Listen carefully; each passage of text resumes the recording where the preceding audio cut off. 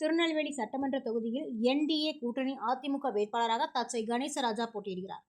அவர் down, பாறையடி, Ranganathapuram, Kottaiyadi மற்றும் அதனை சுற்றியுள்ள பகுதிகளில் பொதுமக்களை சந்தித்து வீடு வீடாக சென்று வாக்கு சேகரித்தார். வாக்கு சேகரிப்பின் போது பொதுமக்கள் அவருக்கு ஆரத்தி எடுத்து உற்சாகமாக வரவேற்றனர். இந்த பிரச்சாரத்தில் அதிமுக மாநகர் மாவட்ட அவைத்தலைவர் பரணி சங்கரலிங்கம், அதிமுக நிர்வாகிகள் டாக்டர் கவிதா, மாமன்ற உறுப்பினர் சந்திரசேகர், ஜிபி மணி, சண்முகராஜ் உட்பட ஏராளமானோர் கலந்து கொண்டனர்.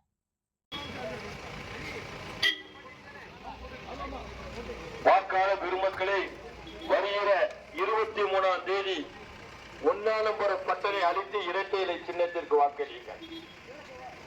1ஆம் நம்பர் பட்டனை அளித்து வர இருக்கின்ற 23ஆம் தேதி நடைபெற இருக்கின்ற சட்டமன்ற தேர்தலில் உங்கள் பொன்னான வாக்குகளை எல்லாம் இரட்டை இலை சின்னத்தில் தாருங்கள் என்று கேட்டு உங்கள் முன்னால் வந்திருக்கிறேன். உங்களுக்காக உழைத்திட எனக்கு உத்தரவு தாருங்கள்.